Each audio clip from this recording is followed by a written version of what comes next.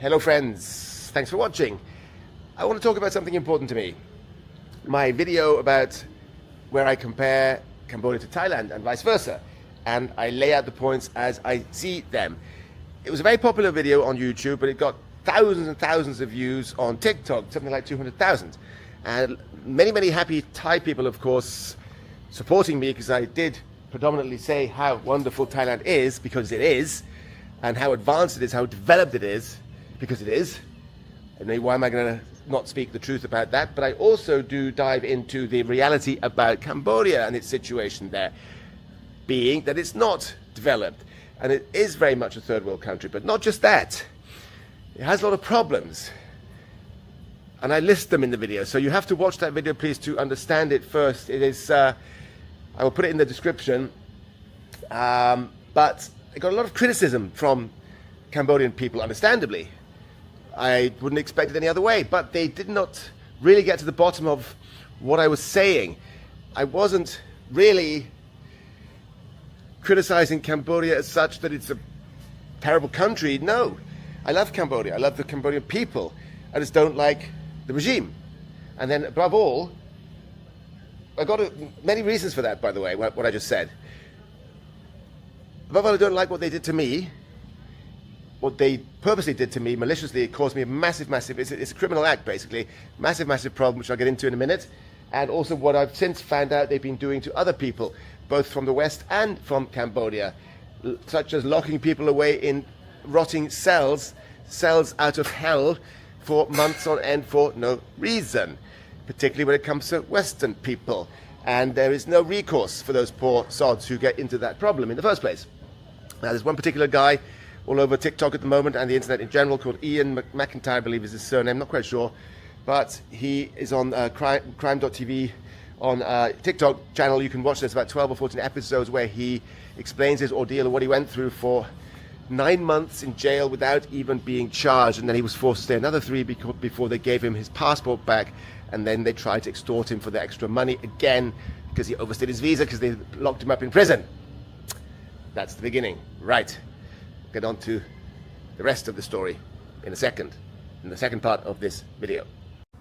Moving on, in my favorite spot in the park in Pattaya, where I made the last video about Cambodia and Thailand, comparing Cambodia to Thailand, which is, as some people pointed out, not really possible because they're so vastly different, and well, different in the sense that Thailand is highly developed and Cambodia is not, and Thailand is safe, which brings me on to Cambodia not being safe. Now, the third part of this video, after this second part, is where I speak about what happened to me there and why I now criticize Cambodia, which says in the title the reason why, about the passport issue, because they falsely and purposely targeted me. But we'll get there. I reported my passport gone. Get there in a minute. So, safety first, as they say. Yes, well, now listen to me. This is an important one because after living there for 3 years, I didn't really ever speak about what happened to me online in Cambodia, okay? Because I didn't want to tarnish the reputation. So that's why I didn't do it, Cambodian people. Okay, so, but I will say it now because it needs to be said. Is Cambodia safe? No, it's not. Now, why is that? Okay, it's petty theft, mostly, but also some serious crime goes on there. I'll get to that. Try to make this as quickly as possible, as fast as possible, but because there's a lot to say. But anyway, I'll touch on the most important things. In the 3 years I was there, I had 4 iPhones stolen. 4, not 1, not 2, not 3, 4. Okay, the first one was nabbed on the second day I was in Phnom Penh. As I was leaving an ATM, I came up from the ATM to go to the street to get a tuk-tuk, which I ordered on the app. Tuk-tuk was coming in 50 meters, 100 meters. I'm looking left because it's right-hand drive. Brand new iPhone 13. Looking at the app, next thing I know, boom, scooter goes by with 2 guys on it. One on the back snatches my phone and off they go. I start sprinting after them. It was 12 o'clock Sunday. Security guards didn't move a muscle. There were like 20 of them standing around. Nothing. I ran after them with my bad leg. Phone gone. Okay, phone number 1, gone. Number 2, I'll make this short. Number 2 was snatched in a bar area where I put the phone down on the bar, and I was sitting right there. I turned to the left where I spoke to a friend who was with me, and I turned back to look at the bar where my drink was, and my phone was gone. About 6 p.m. in the evening. Didn't even see it happen, didn't see who did it, how that was even possible, okay? So yes, not very good. The third one was stolen in a tuk-tuk. It was raining, I couldn't use the app, so I just jumped in a tuk-tuk, took me home, 500 meters, totally tried to overcharge me 4 or 5 times the amount. I said no. I handed him more than it would usually cost with the pass app and or grab, and then he took the money, and at the same time he took my phone out of my hands, gone. Okay? Number three. Where did number 3 happen again? Oh yeah, on the street. I was walking on the street, broad daylight, down the riverside, focusing on myself, had music on. Don't put music in my ears anymore after that incident. And the next thing I know, I'm filling my pockets. Wait a minute, my phone's gone. Yeah, so something I wear loosest shorts, you know. So my phone got nabbed out of my pocket in broad daylight. That wasn't very nice. So, and the fourth one, where did that get nicked again? Oh yeah, that got nicked when someone broke into my apartment. I haven't spoken about this story to pretty much anyone because it's kind of embarrassing. For me, I was living in an apartment on the third floor, walk up in Phnom Penh, right by the riverside, for 2 or 3 months until this incident. Then I got out, and my door got broken in, the padlock got cut, and they came in and nicked a laptop and my phone. Not very nice. Yeah, so that's the safety issue for you there in Cambodia. Now, those are just minor crimes that happen to me, petty theft, whatever you want to call it, but they're pretty severe because you lose all kinds of shit and money, and it's just horribly stressful and so on. And then, of course, the situation there with the hit and runs is an absolute disgrace. So many people, kids, predominantly get killed on the streets because drunk drivers, mostly Cambodians, I have to say, actually 99% Cambodian, maybe 100, hit these people who are usually poor, walking, because they walk on the wrong side in Cambodia. They walk with their back to the traffic. They're told to walk on the right side of the street when the traffic is moving towards them from behind. That's completely wrong. You should walk on the opposite side so you can see the traffic, guys. I don't know why they don't teach that in school, but they don't. Anyway, I saw an incident where 6 people got mowed over. They were between 14 and 16 years old. Boys and girls killed right there and then. A mother and a child of, I think, 4 to 12 got killed outside of school when a drunk driver mowed them down on the sidewalk. There was a sidewalk, apparently. And that's the other thing, there had no sidewalks in 90% of Phnom Penh. So yeah, there's about, I don't know, 200-300 hit and run with deaths every year in Phnom Penh. Is that safe? Not just Phnom Penh. No, it's not. It's terribly unsafe. And of course, there are murders there too, but there are plenty of murders. There's murders in every country. That's nothing unusual. But what is unusual is the amount of thieving that goes on, you know, that passports, wallets, phones. I mean, I was in the phone shop when a British lady came in, a passport got nicked because they stole her handbag off her shoulder with her boyfriend. His phone got stolen, her handbag got stolen with the phone inside, with her passport. Can you imagine the ordeal, the hassle? It's just so not fair. And then another time I was in the phone shop getting another phone, another English guy, phone gone. It's like me. I mean, they're probably nicking about 1,000 a day. There's a huge business there, and the police do what do they do about it? Nothing. I had money stolen from my bank account. Okay, how did they do that? Well, I tell you, I stupidly left my phone behind a counter in a restaurant. So it wasn't a very particularly good restaurant, just somewhere where I ate something for half an hour to charge because it was running out. The battery was buggered. So next thing I know, believe it or not, because I didn't know this could happen, but my phone was cloned. And I then got told that it was cloned because I was stupid enough to, well, I had my ABA scan on the phone, of course, and in my Apple Notes was my passcode to the ABA account. So as they were enabled to clone the phone, they hopped into my notes, got the password, opened the app, and they then took 8 transfers out, which amounted to something like $4,500 US. Until I noticed 5 days later, because I wasn't looking at the balance, which was a big mistake. So the app thing is a very bad idea, by the way. Do not use the app. It's completely unsafe. I never use it anymore. I don't use that bank anymore. I use a British bank, completely covered, safe. Yeah, so there you go. That's that story. Is that pretty? Is that nice? Is that funny? Well, that's the reason I have a problem with Cambodia. That's why I criticize it now. Because again, I went to the cyber police. I went there 3 times over 3 to 5 months period. I begged and begged and begged. I reported. I complained. I went to the bank multiple times. I filed a complaint with them. They said, "Oh, we have to wait for the police to come back." The police will come back and the police will investigate. The police will go to they have the person's name and bank account number. They know where it went to, but the police were required to go to that person's house, arrest them, question them, and then detain them, and then force them to give the money back or not, go to jail. But did any of that happen? No, it didn't. Nothing happened. They got away, and I got robbed. So, is Cambodia safe? No. And that's why I have a problem with it, and that's why I criticize it, and that's why I put out the truth, dear friends. And now again, I reiterate, I love Cambodian people. I love Cambodia as a country.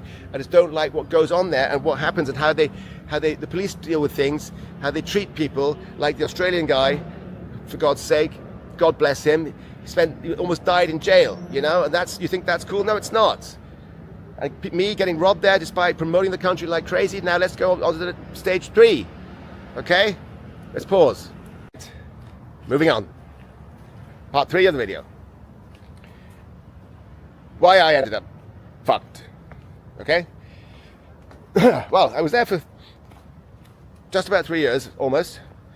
I think pretty much close, bang on. And I had about 3 weeks left on my visa before I had to renew it again. I thought to myself, wait a minute, maybe I don't want to do that now. Before I renew the visa, why don't I do a trip to somewhere else? The Philippines, okay. Never been to the Philippines before, so I decided to go. Okay, as I had to go out and come back anyway, which I planned to do 2 months later. So then I booked my ticket to Manila, went to the airport, all wet dandy, checked in, go through immigration control, the exit point in Phnom Penh airport. The lady was very friendly. She took my fingerprint scan and my passport was checked on the computer. She smiled at me and I said, "Oh, are you going on vacation, Mr. Hourmont?" I said, "That's a strange question. Why would she ask me that? No one's ever asked me that before." And I said to her, "Well, actually, not really. I'm going to make some content in Philippines and I'll come back to my lovely favorite country, Cambodia, where I live." I said, "Oh, okay, great. Thank you. We love you. Thank you for all your effort." She actually said, "Thank you," because she knew me from social media, from YouTube and TikTok. "Thanks for your effort," and so on. Anyway, point is, I then went to Manila, put my passport on the immigration counter. They scanned it. They said, I said, "What's going on?" "There's a red flag. It's a red notice. Interpol red notice on your passport, sir." I'm like, "What? What do you mean?" I was shaking at this point. "Oh, your passport has been declared lost or stolen." I'm like, "What? It's right here, my passport in my hand, and I'm here, look. How can it be stolen? It's here with me." "Okay? Nope. It's reported with Interpol lost and stolen. Your passport is no longer valid. You cannot enter the country."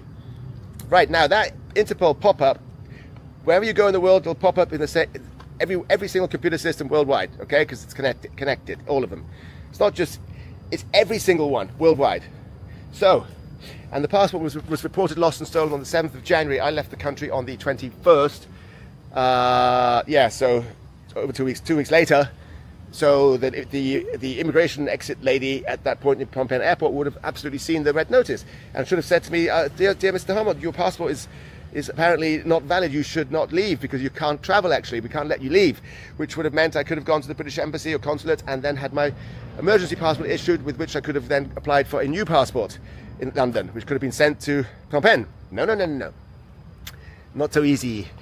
Not so easy. Don't do it that way. Don't make it easy for Roberto. No. So they let me leave and trapped me in Manila. And there I was not let into the country. I was detained, arrested for about 6 hours. Worst conditions ever. Lying on the floor after no sleep in the plane from Phnom Penh. No food, almost no water, until I finally managed to, get a plane out or convince them to let me go. They said I have to leave or they'll just detain me and they'll keep me for however long they want to in the airport until they send me back. Could be 3 months. Is what my British Embassy told me, because I spoke to them. And I called the Home Office too in London and they told me, "Yep, the passport is cancelled," because they told us to cancel it because it was lost and stolen. I'm like, "Okay, great. Well done, British Home Office. Thank you very much for that. Thank you very much for not contacting me. Thank you very much for not checking with me whether I have it or not." And that was that. Disaster from them too. Okay, now I still have not been officially told by anyone who did it, because whoever reports your passport lost and stolen, let's say I find your passport on the street, I have to take it to the police station. The police would most likely then, if they're sensible, I think 99.9% would, call the embassy and send it to the relevant embassy, and that would be that. Then the embassy would decide what to do with it. They wouldn't just cancel it. You know, so if somebody were to cancel it for some reason, because they thought, okay, better cancel it than have it, you know, floating around, which is stupid. They could just drop it with the police and let them handle it. They would have to leave their name, an address, everything, and their passport identification, of course. But in my case, no. When I was then in the London passport office, they said to me, no, there's no. I said, do you normally see who cancels the passport? Yes, we see exactly who did it. But in my case, no. There was no reference to who did it. It was blank. So it was hidden. They tried to hide it. They tried to make it anonymous, which tells me the only people that could have done it, because the only people who had access to my passport information, because of the immigration people in Cambodia, Phnom Penh, because they had all my passport information, of course, because of the visa. Entry stamp and visa renewal all the time. Understand? So that's a fact. And the fact that it is not showing up in any system also reiterates that thinking, because they did a dirty on me. So as they are immigration, they can just report it, fast track it, rather than going to the police, because they are the police, really. They just report it directly to Interpol. Interpol then reports it to the British Home Office. The Home Office cancels it, and that's that. Interpol sends out the alert worldwide that this passport is reported lost and stolen, so if anyone is found traveling with it, they are stopped. Fair enough, but in this case, I had my passport. So that's the problem, my friends, and that is why I have a big problem with Cambodia now. I'm not happy with my country either, because they did what they did to me. They should have absolutely contacted me, because they have my contact information. They've had it for years. I've had the same email address for 15 years. But they didn't. They said, oh, well, they had your information, so it's okay, we cancelled it. They had the correct information. So, okay, no problem. So I had to fly to London and stay for 2 weeks. Took 2 weeks to get the friggin' passport back, because they're so disorganized at the Home Office, the passport office. And it cost me around $7,000, something like that, with the flights, the hotels, the food, and so on. It's so bloody expensive, right? So that wasn't funny. It wasn't. So that's why I criticize Cambodia today. Okay? I hope that's clear. I hope that makes people realize why I have a problem. It's not just what happened with the passports, the horrible, horrible thing that they did to me there, despite me being a huge supporter and fan of Cambodia for so many years, openly promoting Cambodia like crazy, like really, really heavily, which I was hugely thanked for by the Cambodian people. Thousands of people knew me in Cambodia. I said, thank you so much for your help. Thank you so much, sir. You know, and then they do that to me. So, but as I said, it's not just that. It's also what happened to me with the thieving, the break-in, and also what I saw on the streets. You know, the senseless killing by drunk drivers, and that the police do nothing about anything with people who have money. They just target the poor, and then people are extorted, like the Australian guy. He was squeezed and extorted. The whole thing cost him $130,000 US. His whole amount. That's what he got from his mother's inheritance, which just recently died, and he has a young kid, separated, and he had to then. His former partner had to send him all the money over, step by step, to the Australian embassy, which then brought cash to him to pay the police. So he lost all that money over the 9 months in the most disgustingly dirty, downright outrageous prison, like 50 years ago type style, like Khmer Rouge type style, honestly. They left him out. He was gang raped, he was beaten up. Horrible things happened. Just go find it on TikTok. It's easy to find. Ian McIntyre, locked up in Cambodia for 9 months, something like that. You'll find it. Yeah, so that's what I have a problem with. And then, you know, all the other things. It's just so below average, below standard. It is below standard, I'm sorry to say, but I still love it. I love it. I just wish that they would see things differently and change. But they can't, as long as that government is in power, which it has been for 35 years now, because we know it's corrupt, and it's a dictatorship, and they don't let anyone else compete anyway. They just lock them up. They don't lock up any opposition. Opposition people are under house arrest now, and another one got shot in Bangkok in January this year, killed.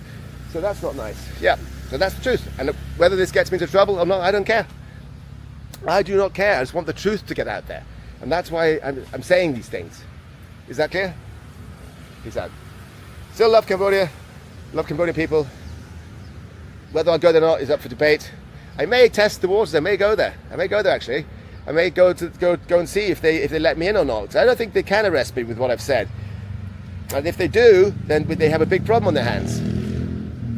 But the reason not to go is because they would then have my new passport information on file, which could then lead them to cancelling that again and have me sent back again. So I'm not going to take that risk. All right, guys. Hope you enjoyed the video.